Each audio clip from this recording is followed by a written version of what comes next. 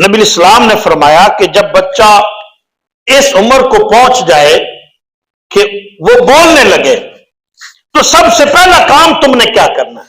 فرمایا افتحوا علی صبیانکم اول کلمۃ بلا لا الہ الا اللہ محمد الرسول اللہ۔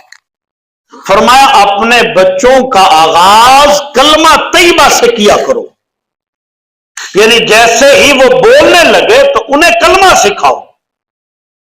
باپ کی طرف متوجہ ہو تو باپ بھی کلمہ پڑھائے، ماں کی طرف متوجہ ہو تو ماں بھی کلمہ پڑھائے، یعنی جس کی طرف بھی وہ بچہ توجہ کرے تو حکم یہ ہے کہ اسے کلمہ سکھایا جائے۔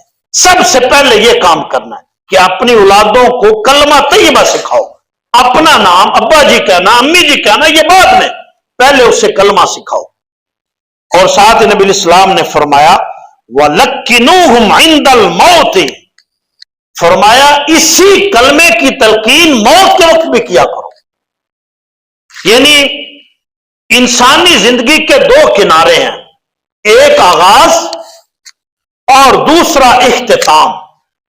آغاز کیسے کرنا ہے؟ فرمایا کلمہ طیبہ کے ساتھ، جدھر بھی وہ دیکھے بولے تو اسے کلمہ ہی پڑھایا جائے تاکہ اس کی زبان سب سے پہلے کلمہ طیبہ کا ورد کرے۔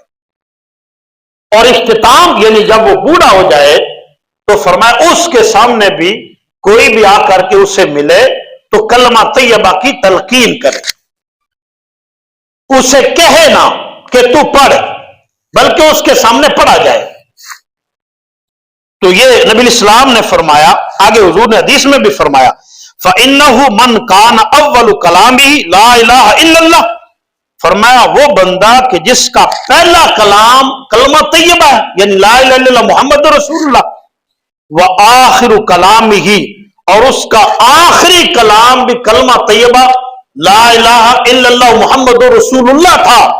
نبی اسلام نے فرمایا ثم عاش الف سنۃ، پھر وہ 1000 سال زندگی جیا، زندہ رہا، ما سئل عن ذنب واحد، فرمایا بروز قیامت اس سے ایک بھی گناہ کے بارے میں سوال نہیں ہوگا، جس کا آغاز بھی کلمہ طیبہ، اختتام بھی کلمہ طیبہ، یعنی جب وہ بولنے لگا تو کلمہ طیبہ کا ورد کیا، اور جب اسے موت آنے لگی پھر بھی اس نے کلمہ طیبہ کا ورد کیا، اگرچہ وہ 1000 سال جیا، فرمایا اس سے ایک بھی گناہ کے بارے میں سوال نہیں ہوگا۔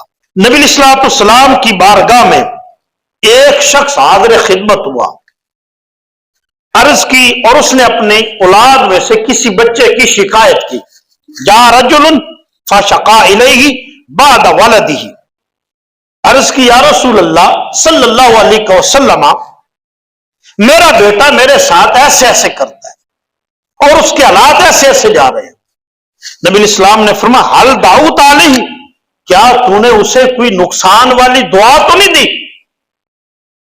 اس نے غور و فکر کیا، عرض کی یا رسول اللہ ایک موقع پر اس نے مجھے ستایا تھا تو میں نے اس کو دعا، نقصان والی دعا دی تھی۔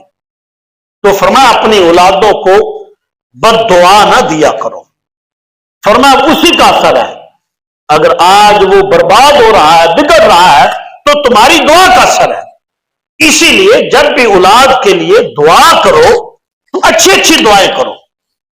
بسا اوقات والدین غصے میں آ کر کے ایسے الٹے سیدھے الفاظ بول دیتے ہیں اور بچے کی زندگی برباد ہو جاتی ہے۔